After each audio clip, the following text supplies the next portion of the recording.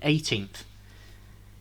Big shout from me, and I don't want you to mess this one up and think, oh, Aidan doesn't know ball. I know ball. All right, and I'm calling it now. Ooh. We're going down.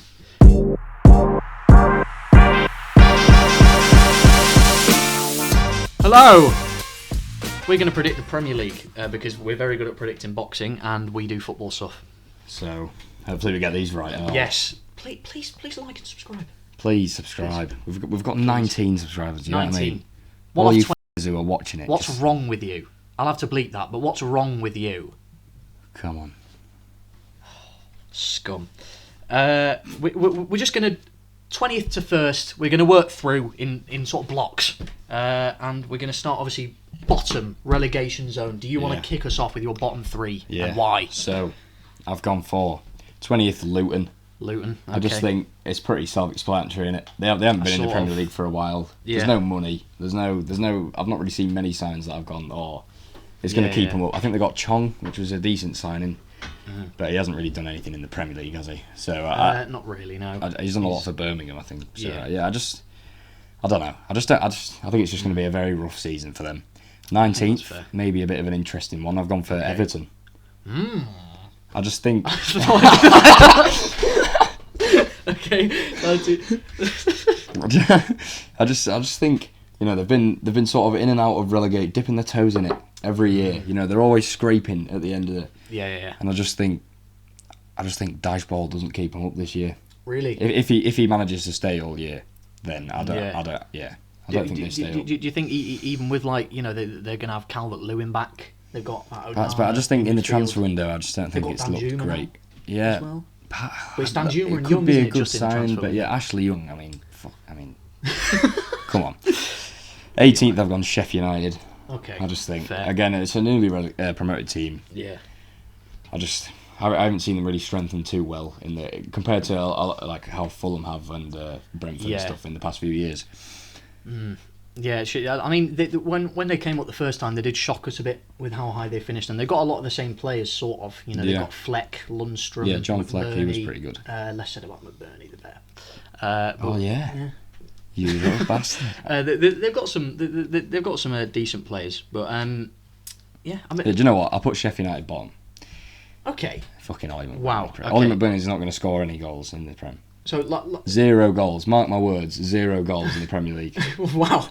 0 goals. Wait. So you're actually moving Sheffield United bottom? No. Okay. All right. But okay. Yeah, in my head, yes. See, you're giving mixed messages here. Right. Okay. So your relegation zone is Luton 20th, Everton 19th, Sheffield United 18th. Yeah. Okay. In 20th, then for me, I've gone for Wolves. Bloody bottom. Reason being, I mean, they've just recently lost Lopetegui. Yeah. Their manager, who apparently a very good manager, got a bit of. He did really well at credit. Sevilla, didn't he? He did very well at Sevilla. He literally. Just for context, he asked me who he was before we were filming this. And I told him, he was Sevilla manager or whatever. He did well at Sevilla. Yeah. That's why they signed him. Yeah, I said they should have got him, mate. Years ago. Yeah. Oh, you should. I've been watching him for years. You've been saying the name for a while. Honestly. Cliff the Coglu ball, that's what I've been saying. What's his name? Postacoglu? Is that the No. Lopetegui. Yeah, Lopetegui ball, that's the one. What you said sounded like Postacoglu. Yeah, I just forgot his name. Yeah. Well, but come on, Luke. It's a memorable name. I mean, Lopetegui. I've been watching him for years. Lopetegui, man. Come on. Lopetegui ball. That's what they do in Spain. Right. Well, they recently lost him, and I thought he was a lot of their He'll hope go back for to staying Sevilla. up. They love him there. Yeah. Okay. So away from just their manager leaving, which will be horrible. The only thing they had really going for them, in my opinion, was their defence. And even then, it's Johnny Dawson, and they've lost Neves as well to Saudi Arabia, which is just a astronomical L. I mean, well, I'll get onto that because their defence is what I always thought that they are going for them, and their midfield, they lost their two best players, Moutinho and Neves. Oh yeah, Moutinho's gone as well. And their attack has while they've been in the Premier League has been awful, and they haven't spent any money there. So I just think they were already quite bad. They've lost their manager and they've lost their two best players. Put two and two was together. that Trincao or whatever? Trincao. Was he on loan as well? He was on loan there. Yeah, he's gone wherever now. I don't know where he is. Who did they sign that? Oh, that's it. I'm thinking of that Geddes actually. They signed him last year, didn't they? And he was really underwhelming. I thought he was going to be a really good signing, to be honest. I mean, Wolves altogether last year were quite underwhelming. I thought Diego Costa was gonna spark him up a bit, but well, they lost him as well. He's gone free. So I think they're going to go from underwhelming to rock bottom. Well, all right. 19th, Sheffield United. Simply for the reasons you said, we don't really have to cover them. And also just to add on to that, they've lost their best player, Iliman Ndiaye. He's called, went to Marseille. I swear that they didn't get him on a new deal as well, like not long ago, and then he's gone. I'm pretty sure. And he's gone to Marseille, so that's not very good. Sander Berge also looks like he's off to Burnley, and that's arguably their 2 Premier League ready players. They're only 2 leaving the club, which can't bode well for them. And obviously we've already spoken about them. In 18th, big shout from me, and I don't want you to mess this one up and think, Aidan doesn't know ball. I know ball. All right, and I'm calling it now. West Ham United are going down. And the main reason I would say is just because I believe a lot in like the climate around a club when it's really chaotic, it doesn't bode well. Yeah. Like we saw with Chelsea last season, they had a lot of good players, but because the club were just so messed up, they had a horrible season. And I think it's going to be similar with West Ham now, because Moyes has had arguments with the owners. They haven't really spent much money until now. Well, they're sort of panic buying Maguire, McTominay and Edson Alvarez. They haven't had a pre-season to bed the new signings in. They've got a really slow team. They've lost their best player. I just don't think... I didn't know all that stuff behind the scenes. I've put them a bit high now. Well, okay. Well, but I think what they're relying on this season is just the bounce from the Conference League win. But I don't think that'll get them very far, and I think they'll end up going down for me. I think they could... Well, we'll get on to that wherever I put them. Okay, I thought there was going to be more to that, but no, we'll find out. I took a premature sip of my tea. Right, so I guess from here we do 7, because for me 17th to 11th could all go down. Yeah, it is a. I don't even think that's a. It's not because they're all bad. Yeah, it's that's they're not all even. Good. They're all just so evenly matched. Level. Yeah, it's like the fact that Leicester, Leeds, and Southampton went down. I would like at the start of the season. I wouldn't have put any of them. Maybe Leeds. But I wouldn't have put any of them in there. In my predictions. People at Southampton quite low, but I think we all thought they had young players. They might have sprung something. Yeah. So 17th to 11th, who have you? Maybe we just list 17 to 11. I don't know, but do you just want to? Yeah. Well, I'll do. We'll do up to. I'll do up. Yeah. Fuck it. We'll just list them in it. Yeah. There we go. So, at 17th, I've got Nottingham Forest. Okay, Nottingham Forest. It's not looking great for them. I don't know. I just wasn't very convinced with them last year, to be honest. And they stayed up, but I don't think it's getting any better either. They've not really brought any huge players in. 16th, I've gone for Burnley. I think they will stay up. I think they could be a tough team away from home for other teams, but I think at 16, I think they'll just stay up. 15th, I've gone Wolves. I just think. Yeah. I don't think they're going to do too poorly. I think they've got a sort of solid defence going on. Yeah, I don't know. I think 15th is solid. I don't think they're going to do how they usually do or exceed that. I think but I don't think they'll go down. 14th, I've gone for Bournemouth. Just an average season for them. Yeah. Again, I think the loss of Lerma, as we mentioned in one of the other episodes, I think. Yeah. They don't really have a DM, to be honest, do they? 13th, I've put West Ham. Okay. So I think I was a bit worried before that they'd made no signings and they've had no pre-season. Yeah. But then I think Edson Alvarez, actually could be a really good signing for them, to be honest. I mean, he's a really good player. Yeah, I think he's experienced as well. He's what was I going to say? He's I think he is a decent Rice replacement. He plays sort of a similar role. I've seen it at Mexico. He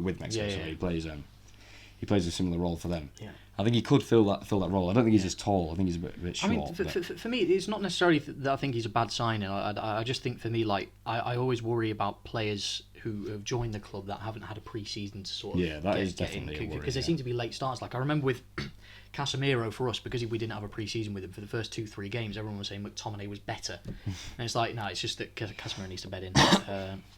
Carry on. Where was I? West Ham. 12th, I've got Palace.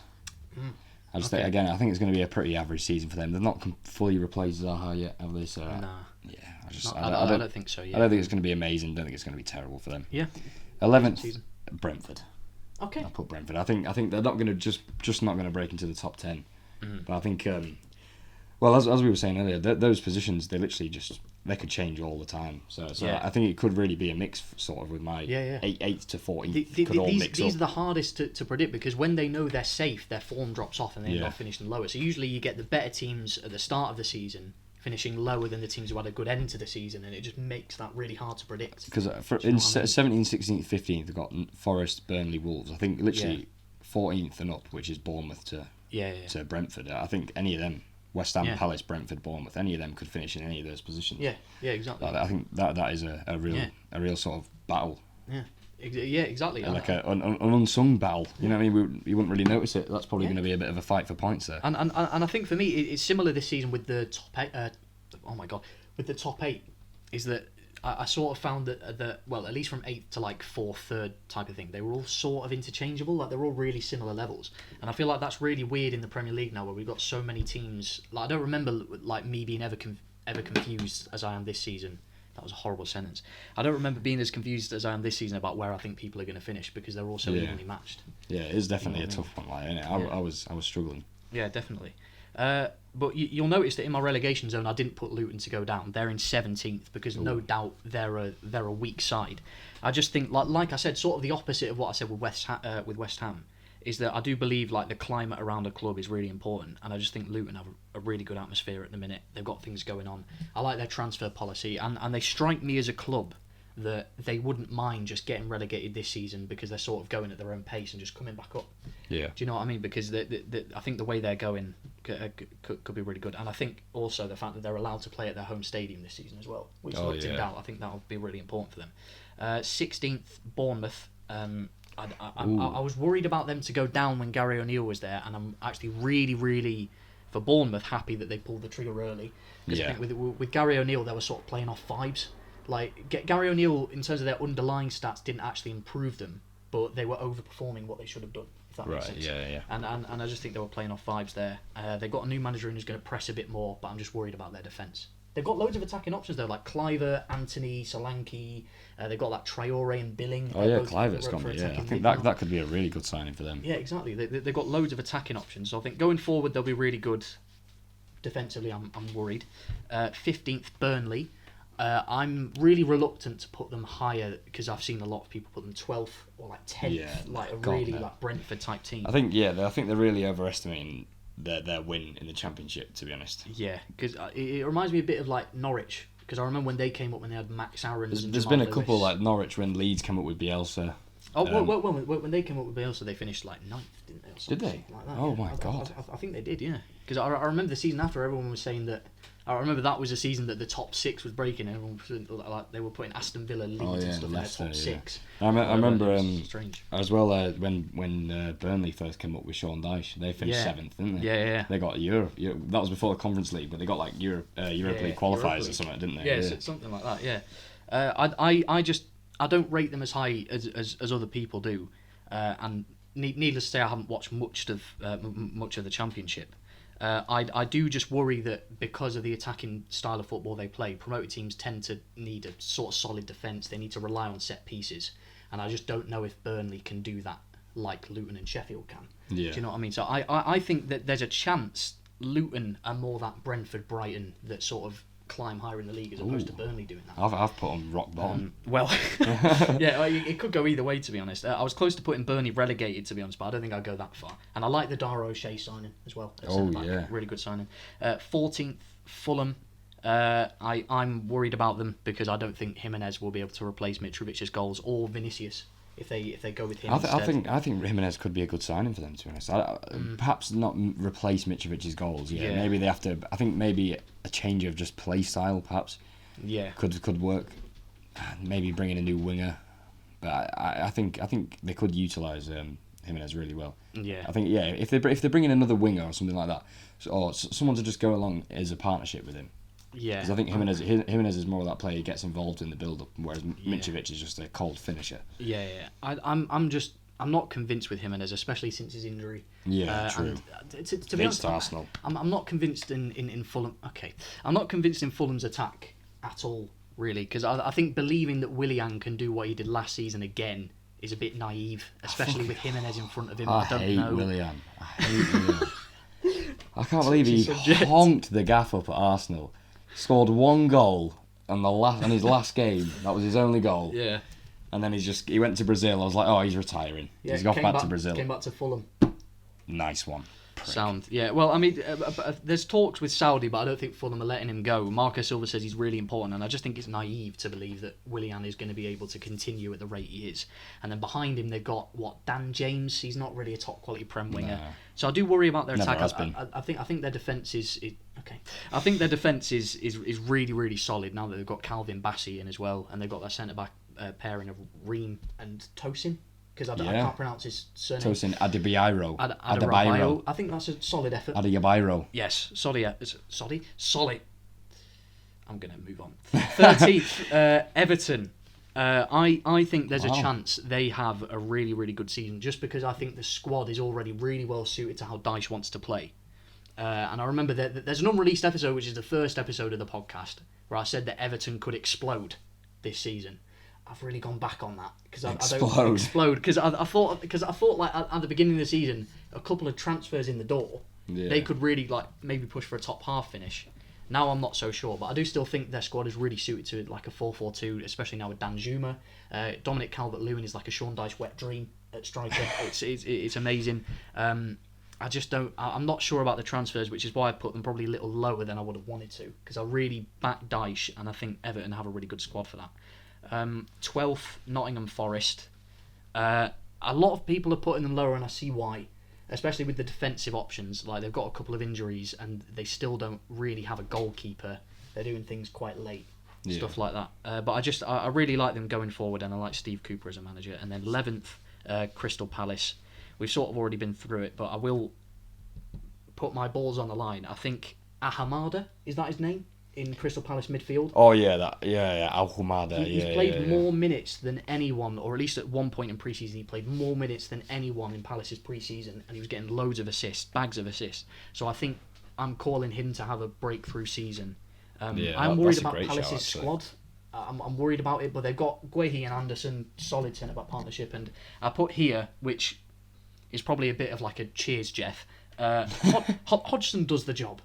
That's what I put. Hodgson does the... Yep, it's his job. It's his job. Yeah, I've got Palace in 11th. And I think, like I said, anyone up to 11th could be in that relegation conversation. Especially teams like Nottingham Forest, which I feel now I've put a bit high. But I'm backing myself. I think I put West Ham a bit high, 13th. Like, well, we're just going to have to back ourselves, Luke. All right? Exactly. We need self-confidence.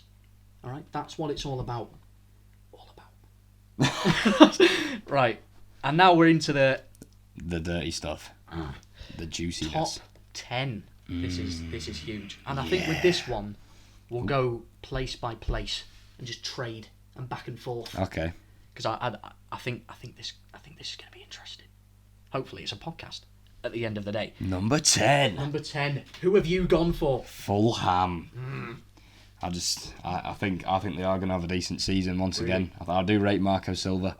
He has been relegated a couple of times, I think, but yeah, I don't know if it was. I know he got relegated with Hull before the relegation. But yeah, he's been sacked at he's been at Watford, Everton. Watford, Everton, Hull. Yeah, and I forgot it was at Everton. Yeah. Loads of I do rate how they were playing last year. Mitrovic is a big loss, but I think well, as I was saying, if they can get a new winger and a striker, I mean. And Jimenez can work with that winger or a 10 or something like that. I think him in a partnership would be great. Yeah, I mean, I think as well they still have some really important players like Leno and Polina. It looked like Polina Leno might was have great left, for them and I last think year. now that they're keeping Polina. I know, and it was quite a shock that they even managed to get him. A lot of big clubs were in for him. Yeah, from Sporting Lisbon, really good signing. In my 10th spot, Brentford, which is sort of easy. I'll put them 11th. Easy for me. They might struggle without Tony at the start of the season, but they should be fine. And another breakthrough, I'm predicting, not really a breakthrough, you sort of already broke through in the Bundesliga, Kevin Schade, who they've signed permanently from Freiburg. He was at Brentford on loan already. But I think he'll have a really, really breakthrough season, especially with Tony out.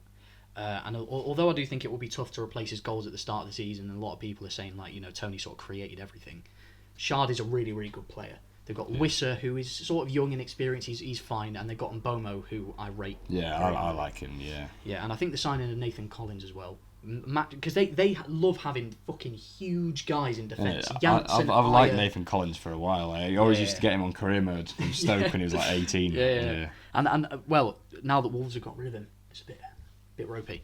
But yeah, Brentford in 10th for me. Number 9. Aston Villa. Go on, Aston. Oh, okay. Yeah, I think. Oh, snap.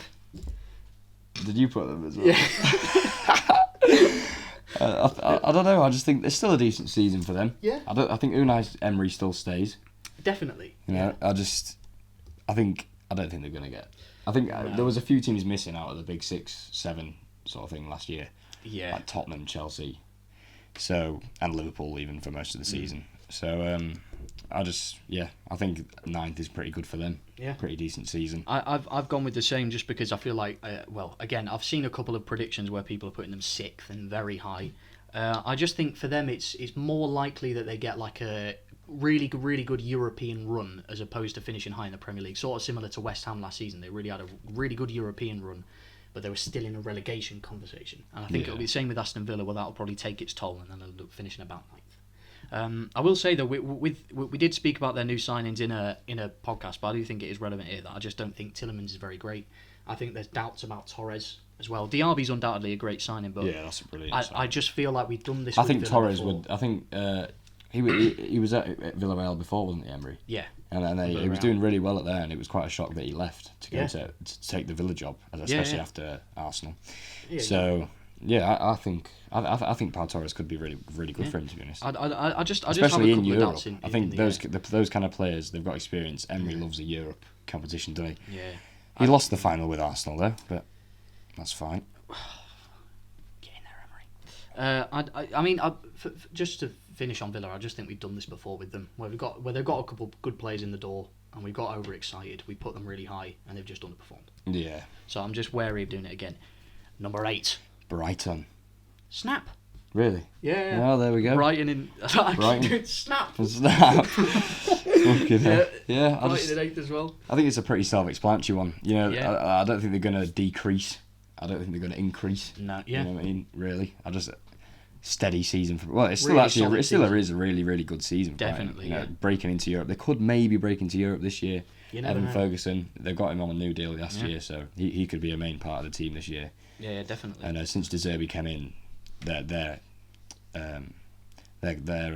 what was it? What was it before when Potter? They had like a really high expected goals, but they just weren't scoring. And now and since then when De De Zerbi came in, and I think Evan Ferguson becoming more of a main man rather than in and here for Welbeck and Mopai. Obviously, he's gone now. Undava's gone out on loan as well, which would be good for Ferguson's game time. Yeah, I think Ferguson could be. He's not a breakthrough season, but I think this could be a big season for him. Big season, yeah. I'd agree. And I think I've put here potential top 4 challenges just because I feel like everyone from like 8th, 9th upwards is. But I do worry I'm putting them a bit low, just because I think, especially with signings like João Pedro, I think is a really good signing. In pre-season, he's looked really good, sort of in that like number 10 second striker type role. They've got Igor as well, left-sided centre-back. Can't say I ever watched him play. Oh, from Fiorentina, yeah. It's 14 million as well. Yeah, really good deal. Really good deal. They needed a defensive option there. They've got Dahoud as well. I think. I think that'll be a good signing. Dahoud. Definitely. Yeah. I think they've just bought really smart, and I think. And they always do, Brighton, to be fair. Oh, yeah. But I think this time, this is why I think they could maybe break into 7th, to be honest, into the Europe spots. I think this year they've gone with a slightly different tactic instead of buying some fucking Indonesian 15-year-old and selling him for 100 mil. They've actually bought some names this year. Yeah, they bought a couple solid players. So I think that they could try a challenge, to be honest. I think that's definitely De Zerbi's sort of intentions with the club. 100%. 7th. Lucky 7. 7th, Newcastle. Okay. Yeah. Okay. I think it's still a great season for them. I think still a good season. I don't want to say they're considered. overhyped, but I think we're getting a little bit carried away with them. I don't think they're going to now just be a Champions League team year in, year out. I'd be very surprised if they make it past the round of 16 or group stage, to be honest, in the Champions League. And honestly, I would like them to go down in the group. That sounds mean, but like, I think they'd do better in the Europa League. You know what I mean? They'd be a great Europa League team. Maybe they get a European trophy if they're. Yeah, exactly. And I just think 7th is still an unbelievable season for them. Yeah. Do you think even with the new signings, Tonali and Harvey Barnes? I don't think it. I don't think they. I don't think they have the right ambitions, to be honest. Tonali, big signing. Does he look? Is he very happy with it? We're not sure. But I think Harvey Barnes. I don't know. You're still not convinced? I would. I was saying they should have bought him instead of Gordon. Yeah. I don't think they should have both. No, yeah. I think they're both arguably. Like, I think Harvey Barnes is good enough to play in the Prem. Yeah. Gordon. Ooh, fucking hell! I don't know. You know, Chelsea paid 50. We're going to pay 50 million. Newcastle swiped Newcastle paid 40. Come on, I don't even know if he's good enough to play in the Premier League. I'm not going to lie. Really? He's poor. He's poor. I'm not sure about that. I mean, Anthony is poor. He Anthony works Gordon. hard. I don't know why I just called him Anthony. He works hard, but I think who gives a toss? You know what I mean? He works hard. All right, so does the kit man. I'm not putting him up front. No, but my point being, it's a lot more about what he does off the ball. That's great. Well, I don't know if you realise we're playing football, mate. No, but he's great off the ball. No, he's a winger. He's really good when he doesn't have the fucking ball. No, I think what I'm trying to say is because of his work ethic, he's a good squad player. That's what I'm trying to say. Well, yeah, but 40 million for a club like Newcastle shouldn't be a squad player. They have a lot of money. Well, they do now, yeah, but I mean, I just think you're being a bit harsh on Anthony Gordon. I think they're being too nice. To be honest. Nah, I think I can't back that. I think Anthony Gordon, because they put him like left side of midfield at one point. Like I think it's clear what Eddie Howe wants to do with Gordon. To be honest, I think he could maybe work as like a Joe Willock role that he was sort of playing when Joe Willock first went on loan there from Arsenal, and he was just unbelievable. Yeah, I think that sort of role perhaps Gordon could fill, but Willock's clear. Well, okay. Well, I'll get on to Newcastle a bit later because I've got Spurs in 7th. Oh. I really like Ange Postecoglou, and I think he's going to do a really good job. I had no clue who he was when he went there, but the more I've learnt about him since he's been there, I really like him. The main worry with me for Spurs is just the transition from a 5 at the back to 4-3-3. Yeah. Just simply because... And obviously, there's as every year, there's still a lot of worry about Kane and stuff as well. Definitely, yeah, because I just think with the transition to 4 at the back, they have fullbacks who are not really fullbacks because they're like more wingers, like Porro and Sessegnon and people like that. Although I do think Udogie, another Jed breakthrough Spence on coming Cole. back as well from... Did he go out on loan last year? He was on loan at Nice or something. Yeah, I was going to say, wasn't it in France, yeah. And I think he's coming back, and I think he's more suited to the right back role than someone like Pedro Porro might be. But although you do sort of want to fit Porro in the team. I think Pedro Porro, he's a Postecoglou player, isn't he? Yeah, I think. I mean, we might as well touch on him. Really, I've got him in 6th. You've got as well. Okay. So I mean, we might as well just stay on Tottenham for a minute. Just stay on Tottenham, yeah. Yeah, I mean, like you say, I quite like Postecoglou. The more we sort of found out about him. Yeah. And I think they could have a decent season. I think Tottenham fans might not be happy with 7th, 6th. No, I don't think so. I think they've got to take this season on the chin, especially if Kane goes. I just think to counter you. I'm not worried if Kane leaves. To be honest, I'm not really worried about it at all because I think if they play Richarlison there, Son there, they maybe I think they still get 6th if Kane goes. Like, I'm sort of this in my head as if Kane goes. Yeah. But I do think I think it's not much of a worry, but it's definitely they're not going to be happy. They'll have to replace their goals. They're going to have to do something about that. Yeah, definitely.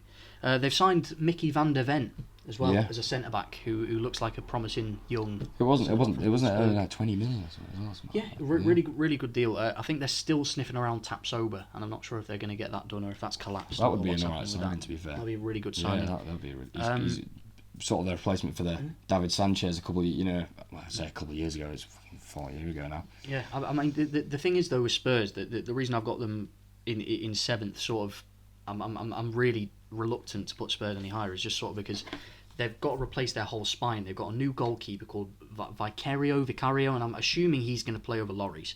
They've got Van der Ven, who's a new centre back. They're going to have new midfield. They're probably going to have a new style midfield, and then if Kane leaves, they're basically changing their whole team, and usually that doesn't go very well. And I think Spurs will get battered, like maybe against City, because City have struggled against like at the Spurs stadium. I think that might be a game where Spurs lose maybe like 5-0, something like that. Yeah. Because I think Spurs will have some honkers just because of the adjustment to Postecoglou. Yeah, that's where I think 6th and 7th is fair. Spurs fans might not be happy with it. I think that is fair, and I think they are going to have to just take this season with a a pinch of salt. Because Postecoglou is a long-term manager. Be patient. Yeah, exactly. And that's what they finally got what they wanted as well. Yeah. Or what they needed. Well, 6th, you've got Spurs, I've got Chelsea. Ooh. I am worried because people are putting them sort of top 4 challenging 5th, 4th, and I'm assuming from what's happened, you are as well. I've put them 5th. I'm a bit reluctant on them just because as much as I think Pochettino is a good manager, I think it will be sort of similar. I've written here similar to Arteta, not in anything to do with play style or anything, just literally because Arsenal finished 5th and they were still happy with it because it was progress. Yeah, do you know what I mean? And I think it will be a similar thing with Pochettino, where on the face of it, Chelsea fans probably wouldn't be buzzing with 6th, but when they see progress and they see their team playing better, I think it will be fine. Yeah. And I still think they just don't have a cohesive squad. Like I get that in pre-season they've been really, really good. They've got Jackson and Nkunku. Nkunku's injured as well until December, and they do look really good going forward. I just think that squad still just doesn't feel together. They still have gaps in midfield. And as well, I feel like they've got a big problem with like ideology at the club, and not just ideology, but like culture at the club as well. Abramovich, it was winning mentality, and we knew the kind of players that they were kind of after every year, the kind of signings they'd make, and now I think there's no sort of philosophy at the club. No, and I'm hoping that's what Pochettino brings. Whether it's the manager, the play style, the transfer market, the spending, the where they're spending. I think it's a bit of a mess at the minute. But I've put them 5th. I think they will do a bit better than last year. I think they are starting to come together a bit more. They've had a pre-season in the what was it, the summer series. Yeah. So I think they're going to come together a little bit more. And I think Nico Jackson, is that his name?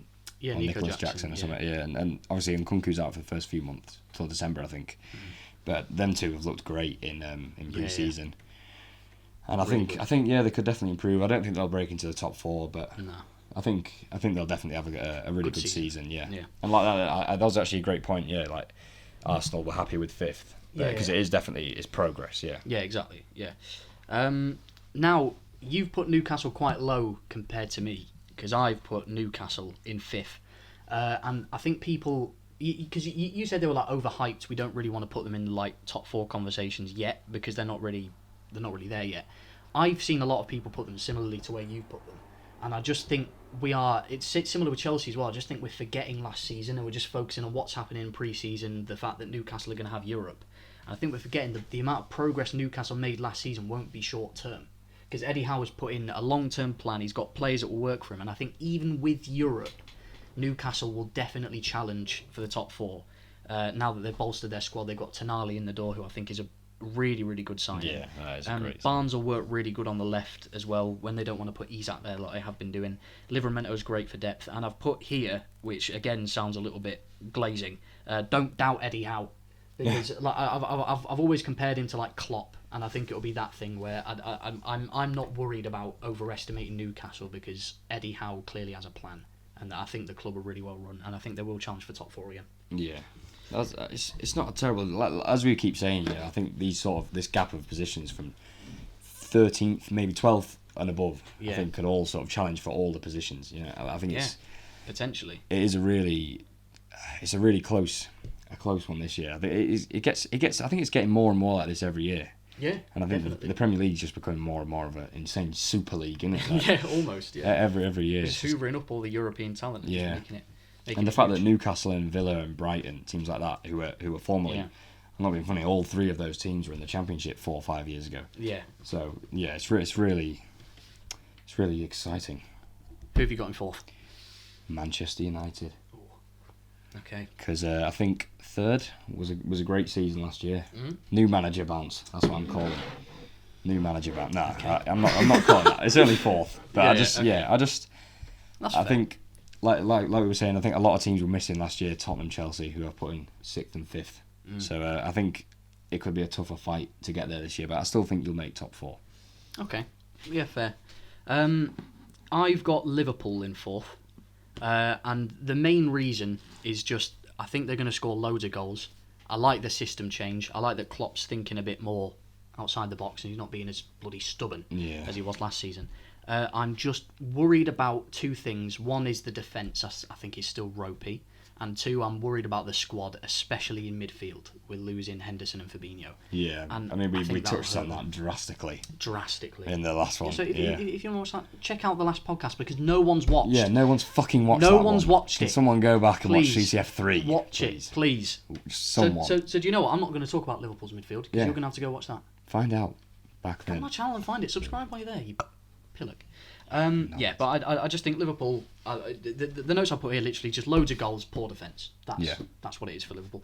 Who have you got in third? Liverpool. There you go. Okay. Yeah, literally what you said. I think it's nice that Klopp's actually finally coming out of his shell a bit. He's not being so stubborn with his tactics and even his sort of philosophy in the signings as well. I think has sort of changed over the last couple of years, and I think it needs to change this year as well if they're going to fix the midfield. Sorry, we won't talk about the midfield. Go back. No, yeah. But I think Liverpool third, basically the same as yours. Really, we basically just said everyone but one up. Yeah, exactly. Yeah, and in third, I've gone for Manchester United. I've seen people putting them seventh, not seventh. We're not that bad. Second, above Arsenal. Get out. And I am very, very worried to do that because in pre-season, it's clear that we still need adjusting. I'm really happy with Onana. I think he will completely change the team eventually. Yeah. Because at the beginning of the season, Onana will have honkers and we're going to have to be patient with him. And in my opinion, Man United's fan base with players that aren't 19 usually aren't very patient. Because we're patient with young players, but when it comes to players who we've spent money on, fans tend to jump on him quite early. Which, to be fair, most of them have been pretty shit. So I don't really blame him. Onana's been... Sancho, you spent a lot on, he honks. That's fair. Let's not talk about our transfer record. Depay was one who was meant to be class. Honked. Yeah. Who else was there? The list is endless. There's been loads. Let's take a back foot because I'm talking about how good Man United are and why we're going to finish third. Wan-Bissaka was meant to be a good signing as well. I'm really trying to He honks. steer the other direction. He's great. He honks. The first note I put here was don't doubt Ten Hag. That's what I've put. I think he's a top quality manager. I wouldn't doubt him. Mount is a great replacement for Eriksen because we don't really lose anything with the passing play when we don't have Eriksen and we have Mount there instead. But what we gain is something defensively and something off the ball that Mount can bring that Eriksen just can't anymore. And I think we will have a poor start to the season, like really, really poor. Because Onana, we still need to get used to him, and Rashford will be at number 9, which I don't like because Højlund's got an injury. But the longer the season goes, the better we'll get, and I think we'll climb up to third. That's my thoughts. Now the top two, we know who are in the top two. It's Man City and Arsenal. We just don't know which order. And I still don't, to be honest. I'm really because the thing is, I have put Arsenal second and City first. Yeah. Because I want to say Arsenal are going to win the league. I believe we can more than ever. After last season. Yeah. But fucking what was I going to say? You believe more than ever, Luke? Yeah. But I just think I can't see a world where Arsenal win the league and I can't see a world where City don't. You know what I mean? Like That's fair. I don't think any other team can really go on and win it other than City. Really? And I think Arsenal I think we really will push to the end again, but I don't know. I hope I'm wrong. I really hope I'm wrong, but I just can't. I can't see it happening. See, a lot of people think it'll be a 3-horse race with either United or Liverpool plus City and Arsenal. I disagree. I think it'll be another 2-horse race. It'll be Arsenal and City again. I've got Arsenal in first. I think you will win the league, and I've got City in second. And bear with me, because I think City are obviously great. They've won a treble. Who can doubt it? But I think people are underestimating what they lose when they lose Mahrez and especially Gundogan. Yeah, as much as I think Kovacic is a great replacement. Great replacement, but perfect even. Gundogan, when he played, was their captain. Like the leadership he brought, what he brought, scoring goals from midfield was really important. Yeah. And I think people are underestimating how Man City's midfield is going to have to change because Kovacic can't do that. So City are going to have to change tactics a little bit, and obviously Pep has done that in the past, and it's worked really, really well. But the thing is Arsenal, while City have lost Mahrez and Gundogan, and replaced them sort of well, they haven't replaced Mahrez yet. Arsenal have built on what they've done last season. City, to me, unless there's some big tactical change, seem like they've sort of just stayed settled the for same. it. Yeah, I think to be fair, we have shown even more ambition, and we've shown like we want to go. Yeah. We want to challenge again. Yeah, exactly. The signings we've made, Declan Rice, 100 million, record signing. Timber going to really solidify the defence for us. Timber was really good in the Community Shield as well. Oh, yeah. Really, really good. Yeah, he got our man of the match. They gave it to Cole Palmer. Come on. He was on for 10 minutes. I don't like when they do that, when they just give it to whoever scored the goal because that was the winning goal. I don't like when they do that. Especially when it's Cole Palmer who wasn't even playing. And he's shit. Start the game. He's crap. Okay, I think that's a bit far. Bad. He's a promising young player. player. No, he isn't. He's bad. Luke. He's bad. Cole Palmer. Luke. Watch, I promise you now. He's a promising young player. He's never going to make Luke, it in the Premier League. Never. He will be fine. Never. He will be fine. He's never going to make it in the Premier League. He scored a fucking banger against you. Yeah. Well, El Neni scored a banger against Barcelona. Yeah, but Cole Palmer's no El Neni. Well, yeah, El Neni clear, but exactly. Like you can't compare anyone to El Neni. That's like comparing them to Messi, Ronaldo, the greats of the game. You don't compare them to El Neni. These names spring to mind: Maradona, El Neni, Ronaldo. Pele, he's in that conversation. But yeah, I'm going to convince you right now that you're going to win the league, because even though City have bought Gvardiol, does he strengthen them that much? I'm not sure. Kovacic, they're going to have to change the midfield because Gundogan's gone. They've lost a bit of leadership there as well. Arsenal, for me, it's a lot of gut feeling. And I'm worried that they don't have a proper number 9, but I think what that will do is get the most out of the goals from Saka, Odegaard, Martinelli, Havertz. I think this is going to be a really big season for Trossard. Definitely. As well. I think he could get 10 plus goals this year. Maybe. Because when we play him in that central role, he's really good. Even if he got a lot of assists last year for us. Yeah. Just playing in that central role more often. Yeah. And I think on the wing he's a great option. In the middle he's a similar option to Jesus and Havertz. Obviously not the height of Havertz. Yeah. But yeah, I think Trossard, this is a big season for him. And I also think, again, just to end off, first of all, people are underestimating how difficult it is to win 4 Premier Leagues in a row. And I know for City, what's difficult is not difficult for them. But 4 in a row, no one's ever done. I don't think City are the team to do it. Yeah. And finally as well, Arteta improves season after season, and I think after that devastating bottle job, devastating, I think it will be similar to when Liverpool lost the league, came back the next season, and it was their arguably best season ever. Yeah. And I'm putting Arsenal as my Premier League champions, and I will be shocked if I am wrong. Shocked. Do you know what? I'm going to say it as well. Arsenal are going to win the Premier League. Come on! I don't know what I'm doing. I just want to be right. Yes. Ball knowledge, because we're just lounging about in 3rd and 4th. So I'm just hoping City don't do 4 in a row and just outshine everything we've ever done, because they won a treble. Either way, I hope you've enjoyed. This has been a bit We'll put our final table on the screen here for you. Yeah, we'll put our final tables up and we'll come back in a... You can slate us in the comments. Yeah, we'll come back at the end of the season. Yeah, we'll come back and we'll see where we were horribly wrong, inevitably. No, do you know what? Mine's right. Fuck you, Luke. Mine's right. Mine is the right answer. The correct answer. Correct. Not wrong. Right? I think mine's right. Well, that's the fun of predictions. But yeah, please like, subscribe, comment, anything. Follow us on Instagram or whatever, and we'll see you.